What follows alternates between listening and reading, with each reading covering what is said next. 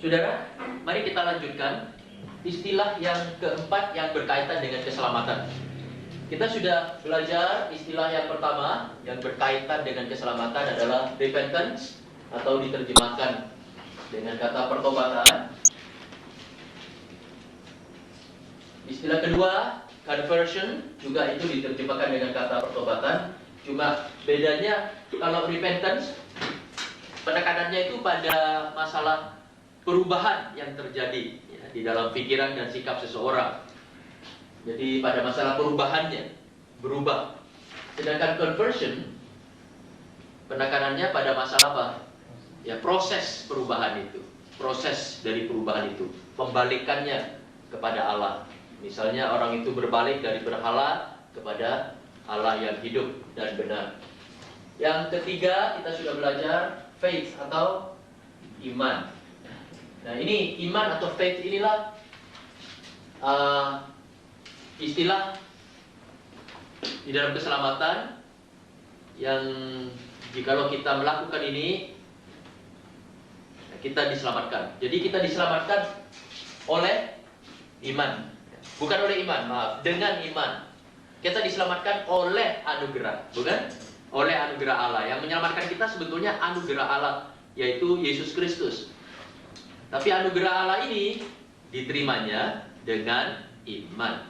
Karena iman tidak lain seperti tangan hati yang diulurkan untuk menerima anugerah Allah.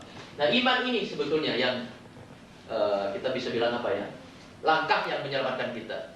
Bukan pertobatan. Pertobatan hanya ya, itu mengenai perubahan sikap dan perubahan pikiran aja. Kira-kira begini. Misalnya sebelum diselamatkan saya ini, nah kita semua orang berdosa ya, orang jahat. Tapi waktu itu kita masih berpikir bahwa kita orang cukup baik, bukan? Nah, selama kita masih merasa kita orang yang cukup baik, kita tidak bisa diselamatkan sebelum kita sungguh menyadari akan dosa kita. Nah, mungkin satu hari karena kita mendengar firman, atau ada orang yang bersaksi, atau ada orang menginjili kita, lantas tiba-tiba kita berpikir ya, oh iya, saya bukan orang baik, saya orang berdosa, saya sudah bersalah kepada Allah dan juga kepada manusia. Nah, ini sudah ada perubahan, bukan, di dalam pikiran kita, perubahan di dalam sikap kita terhadap diri kita sendiri, ya kan?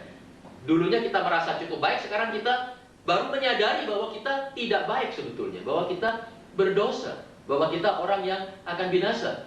Nah, ini pertobatan. Ini pertobatan. Kita menyadari siapa kita sebenarnya sekarang. Nah, kemudian setelah saya menyadari bahwa saya orang berdosa, lantas saya kemudian mengambil keputusan, wah, kalau begitu saya mau percaya kepada Tuhan Yesus. Nah, pada waktu saya percaya kepada Tuhan Yesus, itu yang menyelamatkan saya. Iman itu yang menyelamatkan. Sudah jelas ini? Jadi pertobatan bukan bagian dari keselamatan, bukan. Itu hanya boleh dikata ya semacam apa ya? Langkah pertama menuju ke arah keselamatan. Lalu yang menyelamatkan kita betul-betul adalah iman. Iman.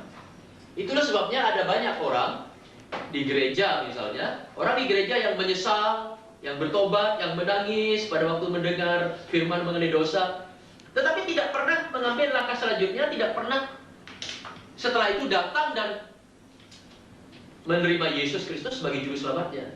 Nah, orang itu tidak diselamatkan. Kita tidak diselamatkan hanya karena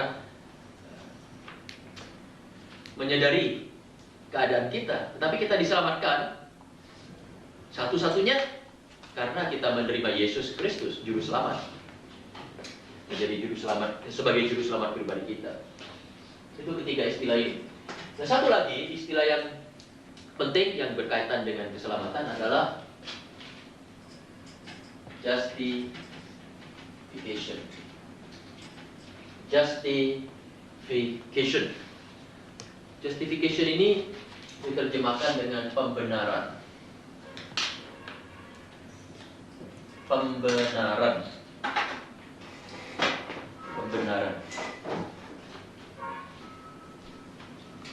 Apa maksudnya pembenaran atau justifikasi ini? Nah, kita coba lihat di dalam Alkitab beberapa ayat yang menyebutkan soal justifikasi. Misalnya Roma, dalam Roma itu ada banyak di sana.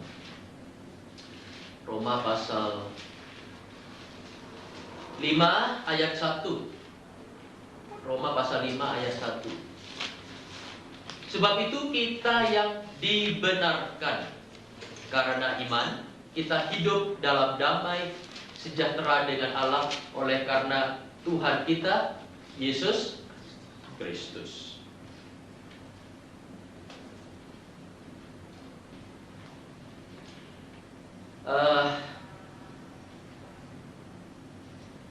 Ayat lain pasal 5 ayat 9. Ayat 9.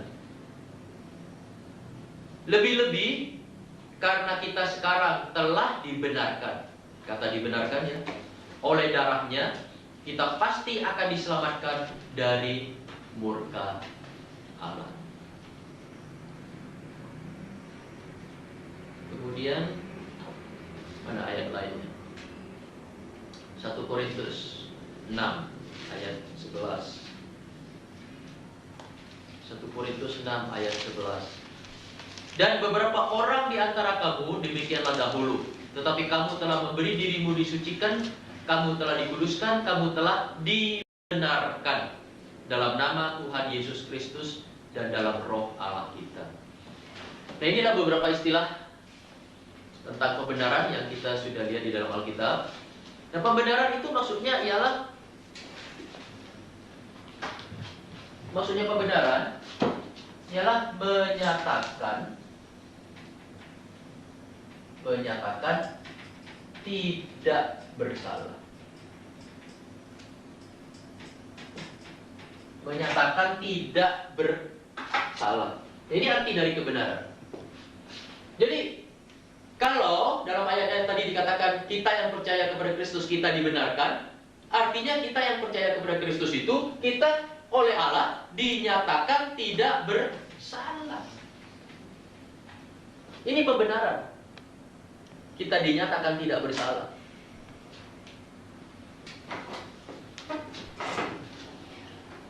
Nah, di dalam menyatakan tidak bersalah ini seperti semacam suatu keputusan pengadilan. Pernah saudara menghadiri pengadilan?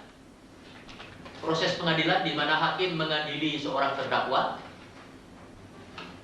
Nah, kadang-kadang ada terdakwa yang divonis bersalah, bukan? Sehingga harus masuk penjara. Tapi ada juga terdakwa yang divonis tidak bersalah, dinyatakan tidak bersalah. Ya, dinyatakan tidak bersalah karena pada waktu diperiksa mungkin bukti-bukti kurang kuat, tidak ada bukti yang meyakinkan. Juga saksi-saksinya tidak ada atau kurang ada saksi yang meyakinkan. Nah, akibatnya hakim harus mengeluarkan keputusan. Keputusannya berupa satu pernyataan tidak bersalah. Terdakwa dinyatakan tidak bersalah, bebas, bebas sekarang, tidak usah dihukum. Dan sama dengan kita, walaupun kita sebagai seorang berdosa, kalau Allah itu satu hakim dan kita sebagai terdakwanya, kita memang sudah berdosa, bukan? Semestinya kita akan dinyatakan bersalah. Mengapa kita kemudian bisa dinyatakan tidak bersalah atau dibenarkan? Karena bukan karena bukti kurang, dan bukti sudah banyak kalau kita ini orang berdosa. Bukan karena tidak ada saksi, saksinya ya oke. ya sak bajek saksinya bahwa kita ini orang berdosa. Tapi kenapa Allah masih bisa menyatakan kita tidak bersalah? Dikatakan di sana yang percaya kepada Kristus dinyatakan tidak bersalah. Ya, maksudnya apa? Bukan atas dasar bukti kurang, bukan atas dasar saksi kurang, tetapi atas dasar kematian Kristus. Ya, atas dasar bahwa Yesus Kristus sudah memikul dosa kita ketika dia mati di atas kayu salib. Atas dasar kematian Kristus sajalah maka kita dapat dinyatakan sebagai orang yang tidak bersalah oleh Allah. Jadi ini seperti suatu keputusan pengadilan yang sah. Ya. Jadi istilah ini mengandung kekuatan hukum ya, mengandung kekuatan hukum. Judicial itu bersifat mengandung kekuatan hukum. Itu arti dari justifikasi atau pembenaran. Jadi untuk menyatakan benar, yang menyatakan seseorang itu benar. Dinyatakan benar ya, bukan berarti orang itu benar, ya. Hanya dinyatakan benar. Ada bedanya, bukan? Jadi dinyatakan benar, dimaklumkan benar, diumumkan benar, yaitu tadi dinyatakan tidak bersalah. Jadi bukan membuat seseorang itu orang benar, tidak. Karena kita jelas bukan orang benar, ya kan? Tidak bisa dijadikan orang benar di dalam diri kita sendiri. Kita cuma dinyatakan benar. Oleh karena apa? Oleh karena ada satu orang yang benar, yang menggantikan kita, yang memberikan kebenarannya kepada kita, dan yang kita terima kebenarannya itu siapa? Kristus. Maka itulah sebabnya maka Allah bisa menyatakan kita sebagai orang benar. Roma 3 ayat 24. Coba kita melihat semua ayat ini. Mari kita lihat ayat ini baik-baik supaya kita mengerti maksudnya. Roma 3 ayat 24. Oleh karena kasih karunia, itu maksudnya oleh anugerah, telah dibenarkan.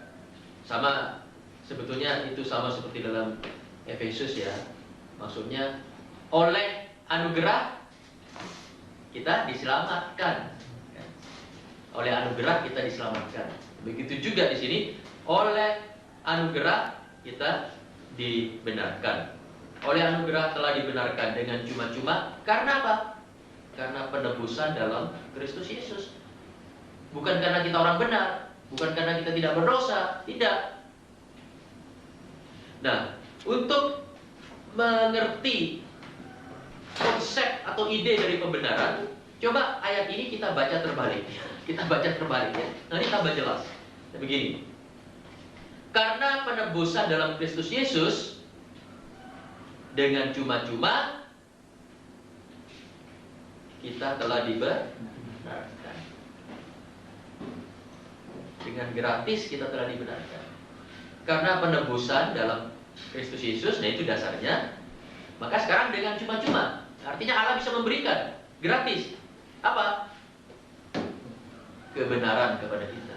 Artinya kita dibenarkan. Nah itu maksudnya pembenaran. Dinyatakan tidak bersalah. Ibaratnya seorang hakim di dalam proses pengadilan memvonis terdakwa sebagai orang yang tidak bersalah. Sehingga terdakwa itu bebas, dibebaskan, tidak dihukum. Sama seperti kita. Di dalam Kristus kita divonis tidak bersalah. Sehingga kita bebas, tidak usah masuk ke dalam neraka. Nah ini lagi satu segi dari keselamatan yang penting sekali. Dan juga berkaitan di dalam penginjilan ya. Kalau di dalam penginjilan saudara menjelaskan kepada orang bahwa mereka yang percaya kepada Kristus tidak binasa, tidak usah masuk neraka. Mengapa? Karena orang yang percaya kepada Kristus dinyatakan tidak bersalah. Artinya kalau tidak bersalah seperti di pengadilan, bebas, bukan? Bebas.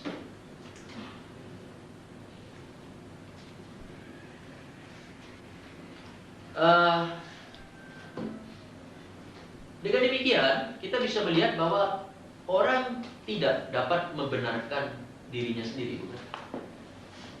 Mana ada terdakwa yang dapat memberikan vonis terhadap dirinya sendiri? Saya orang yang tidak bersalah. Bisa?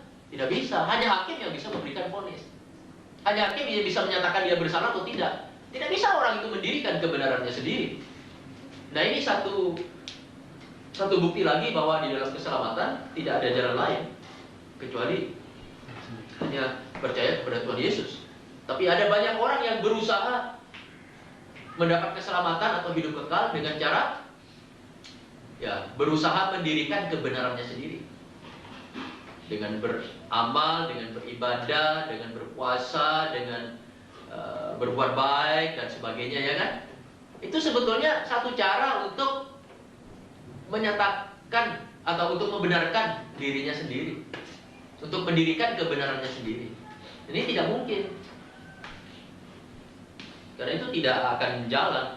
Tidak ada orang yang dapat membenarkan dirinya sendiri atau menjadikan dirinya orang benar. Jadi coba tulis itu supaya lebih jelas. Definisi justifikasi. Definisi justifikasi atau definisi pembenaran ialah, definisi pembenaran atau justifikasi ialah penghapusan kesalahan. Jadi kesalahannya dihapus gitu ya. Penghapusan kesalahan dan pemberian kebenaran. Penghapusan kesalahan dan pemberian kebenaran. Ya, seperti saya tadi bilang, seolah-olah kita berdiri di depan kursi pengadilan dan hakim menyatakan kita tidak bersalah. Kamu tidak bersalah. Jadi dengan kata lain, kesalahan kita dihapuskan dan kita diberi kebenaran. Itu ibaratnya seperti baju. Mungkin kita pakai baju hitam yang kotor karena lumpur dan sebagainya. Nah, kalau kotor, tidak boleh masuk ke dalam ruangan, ke dalam istana raja untuk ikut pesta, bukan? Nah, harus ganti baju dulu, ganti baju putih yang bersih.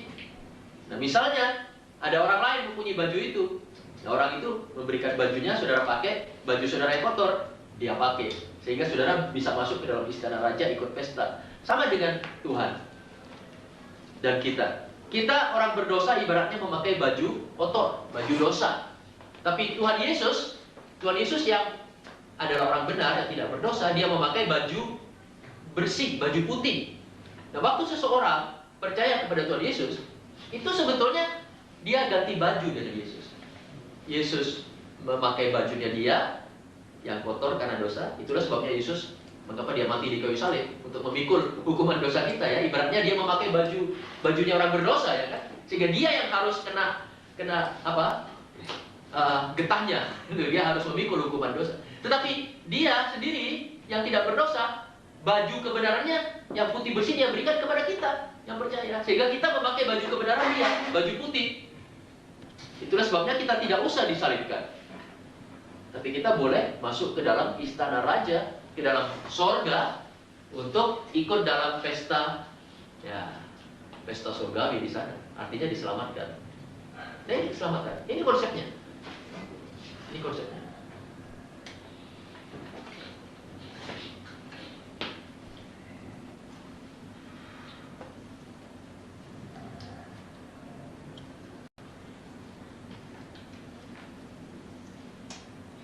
Jadi di dalam keselamatan, dalam kaitan dengan pembenaran ini, Allah di sorga itu menyambut atau menerima kita. Kita kan orang berdosa.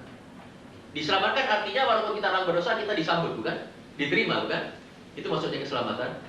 Jadi Allah menerima kita itu sama seperti dia menerima Kristus. Sama seperti dia menerima Kristus. Karena kita sudah dibenarkan di dalam dia.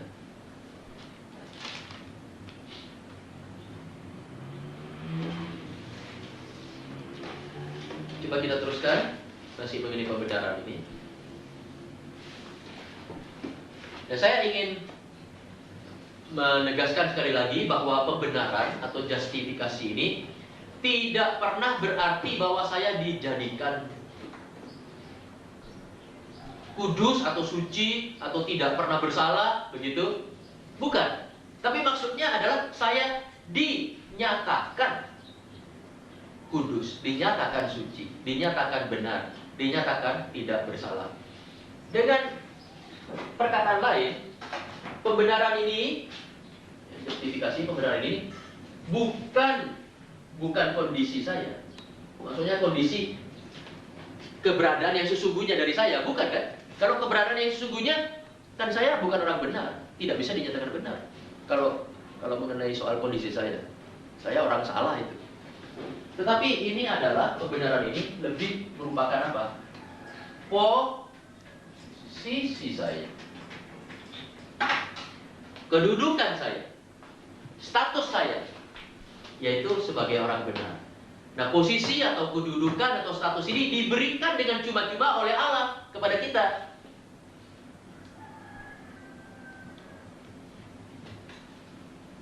Ini pembenaran. Ini pembenaran.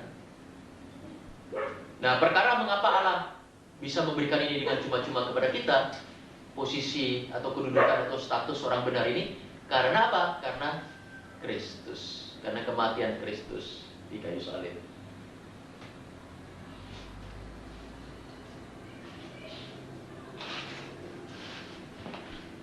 Baik, itu arti dari, itu yang pertama ya, itu arti dari arti atau definisi dari justifikasi. Yang kedua, kita akan melihat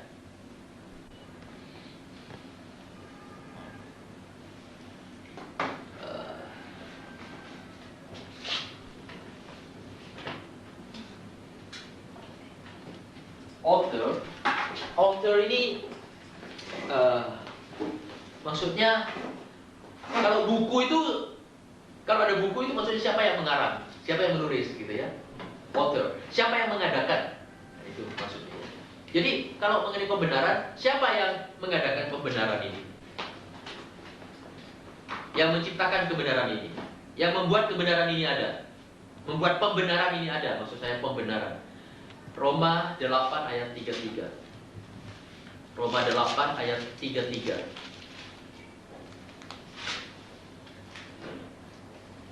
Siapakah yang akan menggugat orang-orang pilihan Allah? Allah yang membenarkan mereka. Siapakah yang akan menghukum mereka? Ini ayat indah sekali.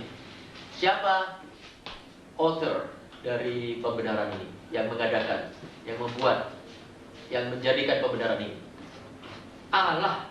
Allah sendiri. Allah yang membenarkan.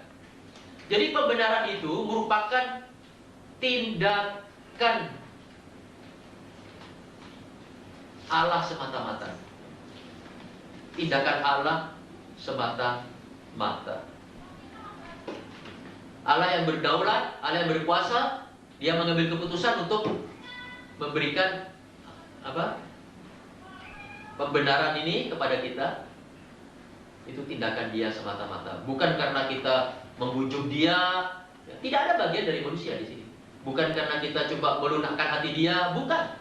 Ini semata-mata tindakan Dia sendiri. Jadi, misalnya saudara berusaha setia kepada Tuhan, berusaha sebaik-baiknya kepada Tuhan, itu semua tidak membuat saudara dinyatakan benar karena itu. Tidak bisa. Tapi semata-mata tindakan Allah sendiri. Yaitu, kalau Allah melihat kita ada iman kepada Kristus. Jadi iman itu paling penting. Iman paling penting. Tanpa iman semuanya tidak ada.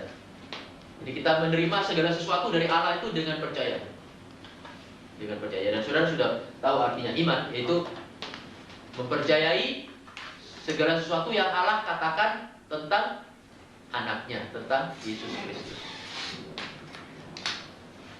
Baik. Sekarang kita akan lihat yang ketiga, subjek.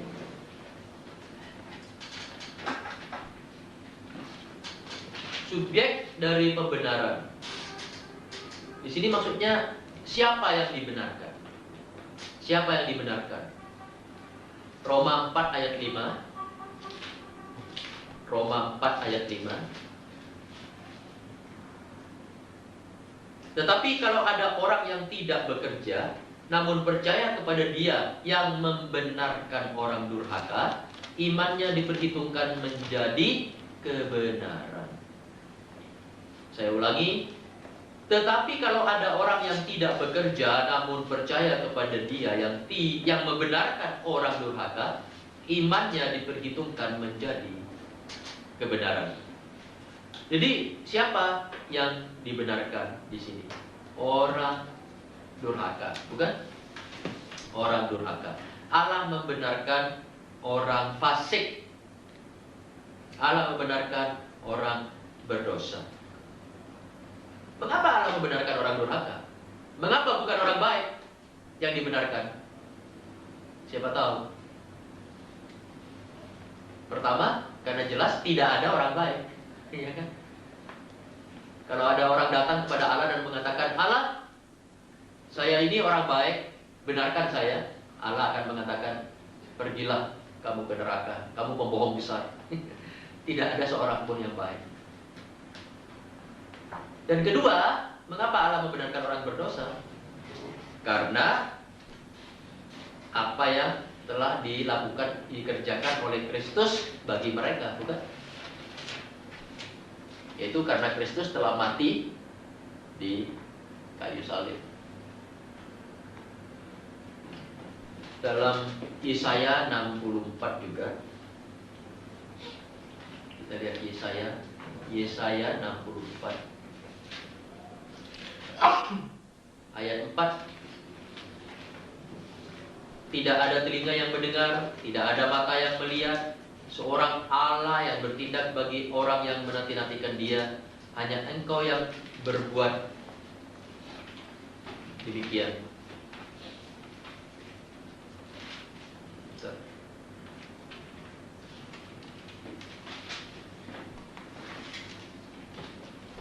Oh maaf, 64 ayat 6. Ayat 6, bukan ayat 4, itu tadi saya keliru, maaf. Ayat 6. Demikianlah kami sekalian seperti seorang najis, dan segala kesalehan kami seperti kain kotor. Kami sekalian menjadi layu seperti daun, dan kami lenyap oleh kejahatan kami, seperti daun dilenyapkan oleh angin. Nah, ini keadaan kita. Keadaan kita adalah orang berdosa. Tapi lihat di dalam Lukas 18. Dalam Lukas 18 ayat 9 sampai 14. Ayat 9 sampai 14.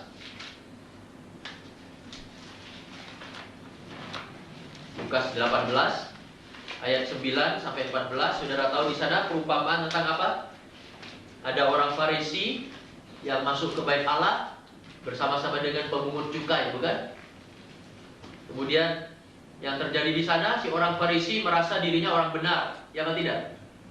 Dia mengatakan kepada Allah, Allah, aku tidak sama seperti semua orang lain. Aku bukan perampok, aku bukan orang lalim, aku tidak berzina, aku bukan seperti pemungut cukai ini, ya. Aku berpuasa, aku memberikan perpuluhan dan sebagainya. Tapi si pemungut cukai itu, si penarik pajak itu, dia hanya mengatakan begini. Dia bilang, ya Allah, kasihanilah aku orang berdosa ini. Ya Allah, kasihanilah aku orang berdosa ini. Dan kemudian Yesus mengatakan di dalam ayat 14, aku berkata kepadamu, orang ini pulang ke rumahnya sebagai orang yang dibenarkan Allah.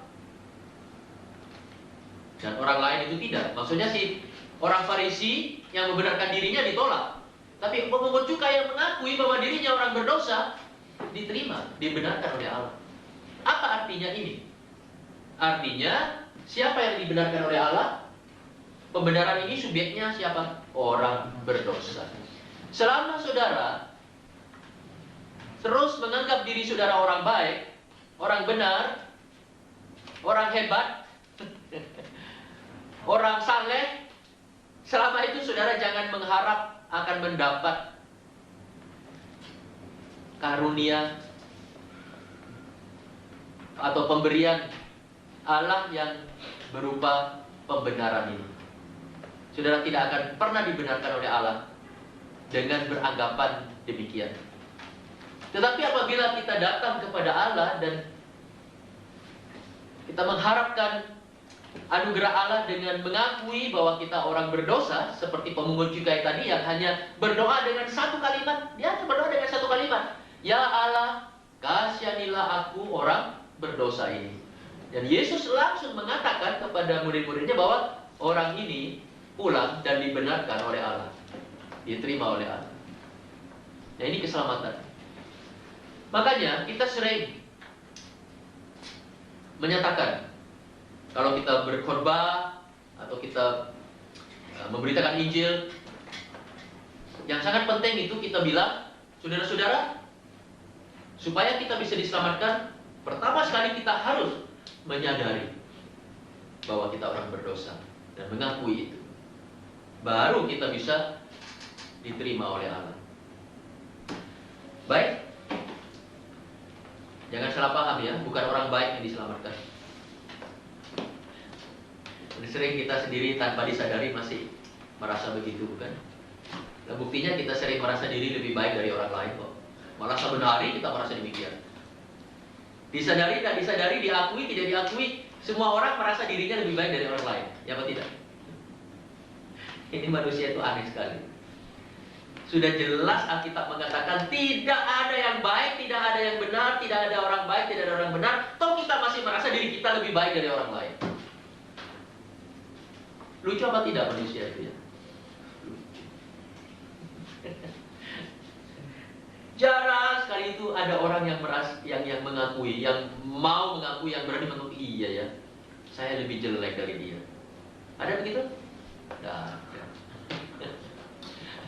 kecuali ya disadarkan oleh Roh Kudus. Baiklah saudara, kita terus saja. Kita akan lihat sekarang yang keempat, bukti dari justifikasi. Apa buktinya bahwa kita benar-benar dibenarkan oleh Allah? Roma 4 ayat 25. Roma 4 ayat 25.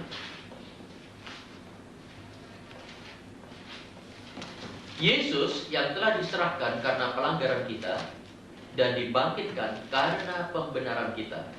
Nah, kalimat yang terakhir, Yesus dibangkitkan karena pembenaran kita. Maksudnya apa?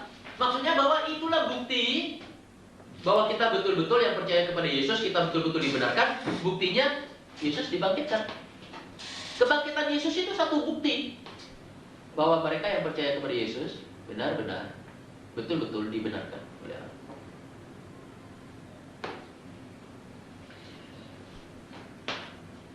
Jadi kebangkitan Kristus adalah bukti bahwa kita betul-betul dibenarkan. Tapi ingat nih, jangan salah paham. Ini ada kebangkitan Yesus, ya, kebangkitan.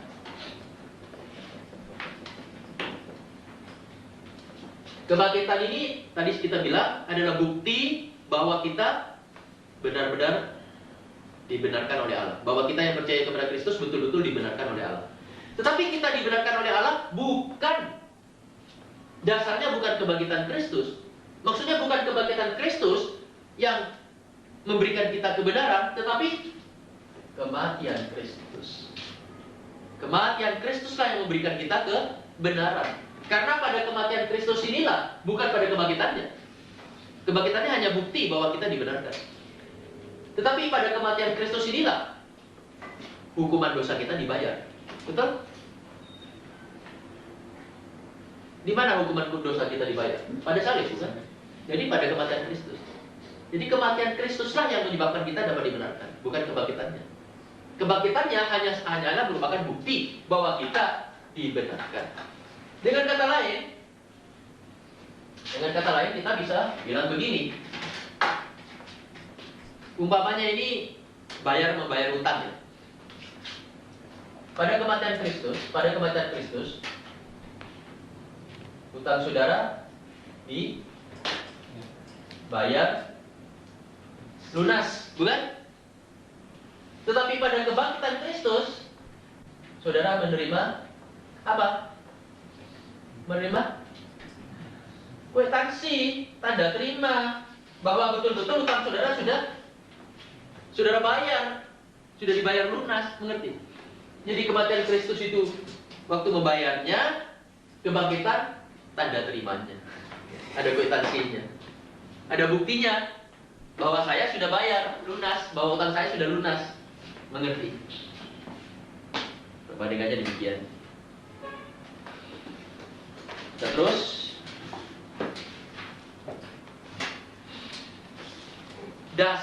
Sekarang kita lihat dasar dari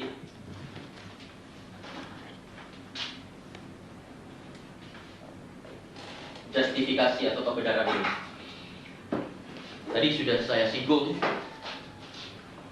Jadi maksudnya dasar dari justifikasi maksudnya bagaimana Allah itu dapat membenarkan orang berdosa tanpa membenarkan dosa. Coba renungkan sedikit. Bagaimana Allah bisa membenarkan orang berdosa? Jadi dalam justifikasi itu kan orang berdosa dinyatakan tidak bersalah, ya kan? Dengan kata lain orang berdosa dinyatakan benar. Loh, bagaimana Allah bisa membenarkan orang berdosa tanpa harus membenarkan dosa? Maksudnya kan kalau Allah mau membenarkan orang berdosa, kan dosanya juga harus dinyatakan benar. Kalau dosanya tidak dinyatakan benar, nah bagaimana orangnya bisa dinyatakan benar? Wong orang sama dosanya melekat jadi satu kok. Nah itu pertanyaannya. Itu pertanyaan teologis yang sangat sulit untuk dijawab sebetulnya. Bagaimana Allah dapat membenarkan orang berdosa tanpa harus membenarkan dosa? Nah jelas Allah tidak mungkin membenarkan dosa, bukan? Allah itu kudus. Dan dia kudus selama-lamanya, kudus. Tidak mungkin dia membenarkan dosa. Tapi bagaimana kalau dia bisa membenarkan orang berdosa? Berarti pembenaran ini harus ada dasar lain. Bukan atas dasar membenarkan dosa, tetapi atas dasar karena Kristus telah mati bagi kita. Atas dasar kematian Kristus. Jadi atas satu dasar kebenaran juga. Roma 3 23 sampai 26. 23 sampai 26. Karena semua orang telah berbuat dosa dan telah kehilangan kemuliaan Allah. 24. Dan oleh kasih karunia telah dibenarkan dengan cuma-cuma karena penebusan dalam Kristus Yesus. 25. Kristus Yesus telah ditentukan Allah menjadi jalan pendamaian karena iman dalam darahnya. Hal ini dibuatnya untuk menunjukkan keadilannya, karena ia telah membiarkan dosa-dosa yang telah terjadi dahulu pada masa kesabarannya. 26. Maksudnya ialah untuk menunjukkan keadilannya pada masa ini, supaya nyata bahwa ia benar dan juga membenarkan orang yang percaya kepada Kristus. Supaya nyata bahwa Allah itu benar dan juga membenarkan orang yang percaya kepada Yesus.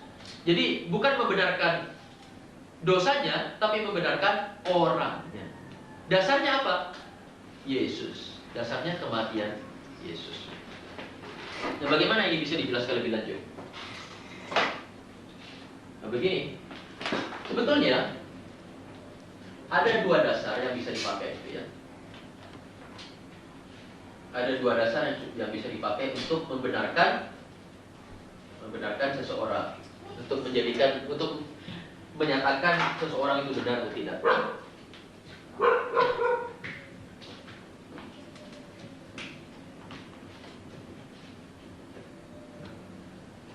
Yang pertama, dasar yang pertama, yaitu kalau orang itu suci atau kudus.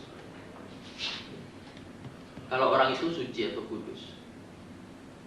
Tetapi dasar ini tidak bisa dipakai karena mana ada orang suci, betul-betul suci, ada orang kudus, betul-betul kudus, mulai dari lahir sampai mati tidak pernah bersalah, ya kan? Ataupun sekalipun dia dari lahir sampai mati tidak pernah bersalah, toh dia sendiri sudah mewarisi dosa dari Adam, dari nenek moyangnya. Nah, jadi berarti mana ada orang yang suci, sepenuh-penuhnya suci, kudus, sepenuh-penuhnya kudus? Tidak ada. Berarti dasar ini tidak mungkin dipakai untuk membenarkan kita, untuk menyatakan kita orang benar. Ada dasar lain, yaitu pembayaran hukuman dosa itu. Ini yang bisa dipakai. Oke, kamu sudah berdosa, tapi hukuman dosamu sudah dibayar, yaitu lewat kematian Kristus di atas kayu salib.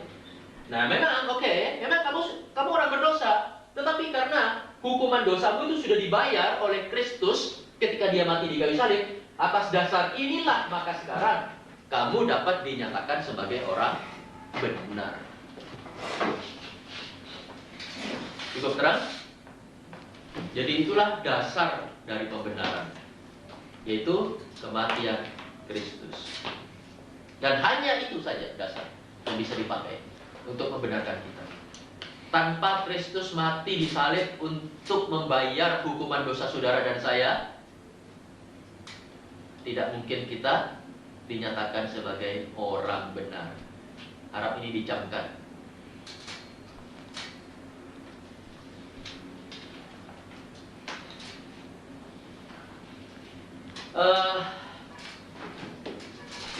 Mengapa Allah tidak memakai dasar yang ini? Karena tidak ada orang suci, bukan? Sebetulnya. Dan kalau Allah memakai dasar ini, itu tidak mungkin. Tidak mungkin juga, karena ya, Allah itu tidak mungkin melakukan sesuatu yang bertentangan dengan sifat-sifatnya sendiri. Allah itu kan kudus. Allah itu kan kudus dan benar dan adil. Bagaimana bisa membenarkan orang atas dasar ketidakbenaran? Nah, tidak mungkin. Jadi hanyalah atas dasar kematian Kristus. Itu satu-satunya dasar yang benar yang bisa dipakai oleh Allah untuk membenarkan kita orang berdosa. Itulah sebabnya mengapa keselamatan hanya dapat diperoleh lewat menerima Kristus sebagai juru selamat kita, ya. Lalu kita akan coba lihat prinsip justifikasi yang keenam, ya. Prinsip justifikasi, prinsip pembenaran. Apa prinsipnya pembenaran itu? Prinsipnya adalah satu kata. Prinsipnya satu kata. Apa ini? Ya? Grace. Bukan grace teman kita. Ini grace artinya, ini bahasa Inggris, artinya anugerah atau kasih karunia. Artinya pemberian yang tidak pantas kita terima. Ini prinsip pembenaran. Grace, anugerah. Mengapa prinsip pembenaran itu anugerah? Karena kita tidak pantas menerimanya. Dan kedua, karena pembenaran itu hanya bisa diperoleh, hanya bisa diterima atau diberikan dengan cuma-cuma.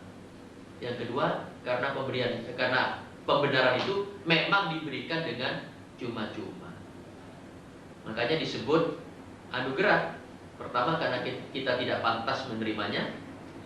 Kedua, karena diberikan dengan cuma-cuma.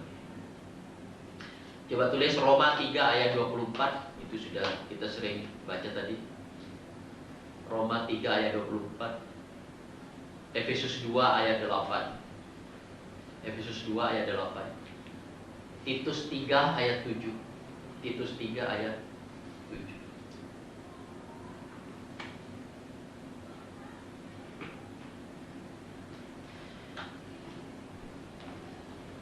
Jadi Allah sebetulnya lebih dari ingin, ya, bukan hanya ingin, tapi lebih dari ingin. Untuk apa? Membenarkan saudara dan saya. Soalnya Allah kan mengasihi kita. Dia ingin menyelamatkan kita. Jadi Allah sebetulnya lebih dari ingin untuk membenarkan kita.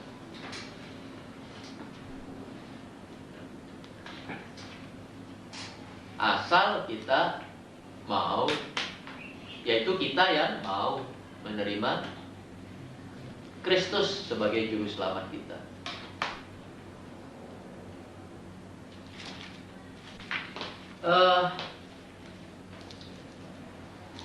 Nah, di sini coba kita bahas sedikit di dalam Roma 3 ayat 19 sampai 20. Roma 3 19 sampai 20. Tetapi kita tahu bahwa segala sesuatu yang tercantum dalam kitab Taurat ditujukan kepada mereka yang hidup di bawah hukum Taurat, supaya tersumbat setiap mulut dan seluruh dunia jatuh ke bawah hukuman Allah. Ayat 20. Sebab tidak seorang pun yang dapat dibenarkan di hadapan Allah oleh karena melakukan hukum Taurat. Karena justru oleh hukum Taurat orang mengenal dosa.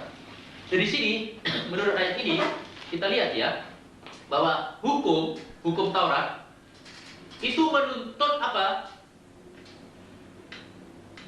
Ketaatan yang sempurna, menuntut kebenaran yang sempurna dari para pengikutnya, dari para pelakunya, sebelum mereka dapat dinyatakan sebagai orang benar.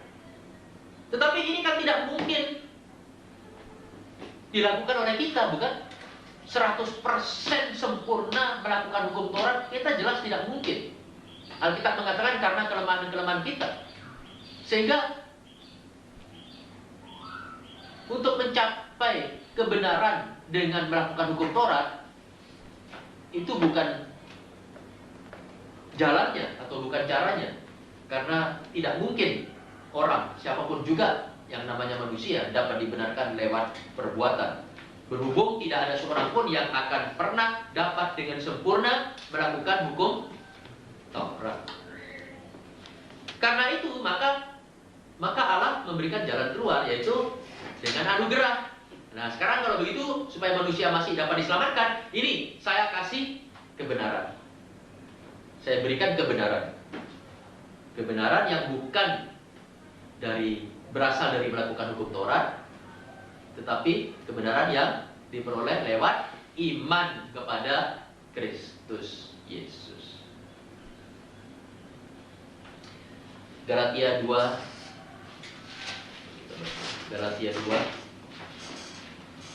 ayat 16. Kamu tahu bahwa tidak seorang pun yang dibenarkan oleh karena melakukan hukum Taurat, tetapi hanya oleh karena iman dalam Kristus Yesus. Sebab itu kami pun telah percaya kepada Kristus Yesus, supaya kami dibenarkan oleh karena iman dalam Kristus, dan bukan oleh karena melakukan hukum Taurat. Sebab apa? Sebab tidak ada seorang pun yang dibenarkan oleh karena melakukan hukum Taurat. Ayat 21. Aku tidak menolak kasih karunia atau anugerah Allah, atau grace itu tadi ya. Sebab sekiranya ada kebenaran oleh hukum Taurat, maka sia-sialah kematian Kristus. Tapi berhubung memang tidak ada kebenaran dari melakukan hukum Taurat, maka kematian Kristus itulah yang menjadi paling bermanfaat untuk kita kalau ingin dibenarkan. Saudara, dari ayat-ayat ini kita tahu bahwa Allah tidak akan pernah menerima kita atas dasar perbuatan kita. Perbuatan apa saja? Misalnya termasuk doa-doa kita, bahkan perbuatan-perbuatan saleh yang kita lakukan itu bukan dasar untuk diterima oleh Allah. Jangan salah paham dengan itu. Banyak orang merasa kalau saya sering ke gereja, merasa diterima oleh Allah nanti. Bukan. Kalau saya itu berdoa semalam suntuk sampai lutut saya hampir putus, wah nanti diterima oleh Allah. Bukan itu dasar diterima oleh Allah. Bukan. Tidak ada orang diterima oleh Allah karena itu. Allah tidak akan pernah menerima saudara dan saya atas dasar karena doa-doa kita, penyesalan kita, duka cita kita, air mata kita, atau hati yang hancur dan sebagainya, hati yang menyesal. Tetapi hanya oleh atau atas dasar apa Allah menerima saudara dan saya? Hanya atas dasar kematian Kristus di kayu salib. Atas dasar ini saja Allah dapat menerima saudara, bukan atas dasar lain. Makanya kita kadang-kadang menyanyikan nyanyian itu kan, dasar yang lain rebah runtuh. Masih ingat lagu itu? Hanya Yesuslah batu karang yang teguh. Dasar yang lain rebah runtuh. Saya sungguh khawatir banyak orang Kristen di gereja salah paham dengan ini, dan pendeta-pendeta pun itu biasanya sangat kurang jelas dengan ini. Kadang-kadang yang menyedihkan saya, pendeta-pendeta banyak berkhotbah ya supaya gerejanya penuh, ya tujuannya baik, tetapi konsepnya sangat menyesatkan itu ya. Seolah-olah memberikan kesan kalau sering ke gereja wah nanti diterima oleh Allah. Nah, akibatnya itulah sebabnya ada gereja-gereja yang punya kebaktian mulai hari Minggu ada, pagi, siang, sore, malam, Senin ada, Selasa ada, Rabu ada, yang tak apa namanya, Kamis juga ada, Jumat ada, Sabtu ada, Minggu lagi ada, dan seterusnya, sehingga hampir setiap hari orang harus berada di gereja. Saya tidak anti dengan setiap hari orang ada di gereja. Tapi harus ingat, orang punya kewajiban lain juga. Dan kesalehan itu bukan karena hanya duduk di gereja. Tidak berarti duduk gereja jadi saleh. Kedua, itu bukan dasar untuk diterima oleh Allah. Tidak ada dasar